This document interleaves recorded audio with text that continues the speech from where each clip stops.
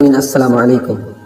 वो किचन में खड़ी प्याज काट रही थी। मेरी आहट सुनकर मुड़ी तो मैंने देखा उसकी आंखें बिल्कुल सुर्ख थीं और मुसलसल आंसू बह रहे थे। मैंने हमदर्दी से पूछा, रो रही हो? भीगी आंखों से हंसते हुए बोली, नहीं तो। प्याज काट रही थी, बहुत कड़वी है। मैंने कहा, खाला अम्मी बुला रही हैं आपको, रिश्ता देखने वाले लोग आ चुके हैं। ठीक है। उसने पहले आंखें साफ की, फिर ट्रे में कोल्ड ड्रिंक, फ्रूट वगैरह रखकर दुपट्टा ठीक से ओढ़कर बाहर की तरफ चल दी। मैंने उसके जाने के बाद टेबल पर पड़ी प्याज की तरफ देखा जो आध कटा था। बाकी आधे प्याज को मैं काटने लगा और एक हैरत का झटका मुझे तब लगा जब पूरा प्याज कट गया और ना मेरी आंखें जली और ना उनमें पानी आया। प्याज तो बिल्कुल भी कड़वी नहीं। मैंने उसके कदमों की आहट सुनकर मुड़ के देखा। पैकेट से बिस्किट निकालकर प्लेट में रखते हुए उसके हाथ एक लम्हे के लिए रुक गए। उसने अपनी सुर्ख आंखें मेरी आंखों में डालकर भीगे लहजे में धीरे से सरगोशी करने वाले अंदाज में कहा, प्याज तो कड़वा नहीं होता अली भाई, औरत की जिंदगी कड़वी होती। क्या हुआ यार, जिंदगी अच्छी भली तो है। वालिदैन, बहन भाई, अच्छी तालीम, इज्जत, आला फैमिली, जिंदगी की हर सहूलत, फिर ये जिंदगी से गिला नाशुक्री क्यों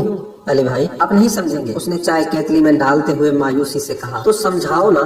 मैंने बिस्किट प्लेट से उठाकर मुंह में डालते हुए कहा। उसने पलटकर मुझे देखा और कहा, तो मेरे साथ आओ। वो चाय लेकर ड्राइंग रूम में चली गई और मैं खिड़की के पास खड़ा अंदर का मंजर देखने लगा। मोटी मोटी औरतें सोफे पर बैठे कसाईयों वाली नजरों से नादिया को देख रही थी। मैं कमरे से बाहर खड़ा था मगर वो नजरों की चुभन मुझे बेचैन कर गई। खाला बार बार इशारा करके उनकी प्लेटें भर रही थी। सर झुकाए किसी बेजान मूर्त की तरह साकत बैठी नादिया पे मुझे बहुत तरस आ रहा था। बहन, आपके खानदान में कोई रिश्ता नहीं है? खातून ने थल थल करते वजूद को संभालते हुए चुपते हुए लहजे में सवाल किया। खाला ने सादगी से जवाब दिया, जी बहुत बच्चे हैं खानदान में माशाल्लाह। अच्छा, ये लड़का कौन था जिसने दरवाजा खोला? मेरे बारे में पूछ रही थी। अल्लाह रखे, भांजा है मेरा, CSS किया है, इंशाअल्लाह जल्दी ट्रेनिंग पर चला जाएगा। खाला के लहजे में मोहब्बत ही मोहब्बत थी। देखो बहन, अगर खानदान में इतने अच्छे लड़के हैं तो आपकी बेटी के लिए रिश्ते करवाने वाली मासी क्यों कोशिश कर रही है? नाराज ना होना, मैं तो सीधी बात करती हूँ।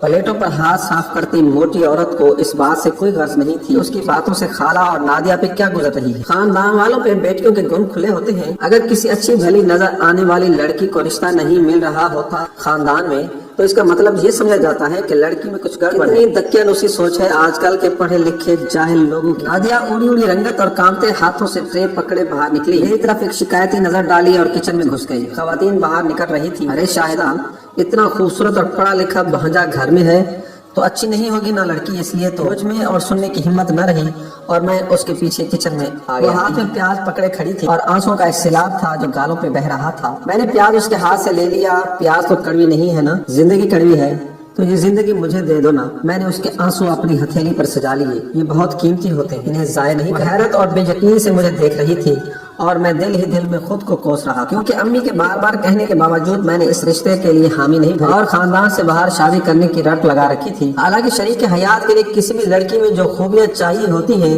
वो सब नादिया में मौजूद थी। नहीं क्या, खानदान का जो भी लड़का किसी अच्छे मकाम पर पहुंचता है वो फैमिली से बाहर शादी की रट लगा लेता है और इस तरह न जाने कितनी लड़कियां अच्छे रिश्तों की तलाश में लोगों के ताने और अपनी किरदार कुशी बर्दाश्त करने पर मजबूर हो जाती हैं और प्याज काटने के बहाने आंसू बहाती रहती हैं।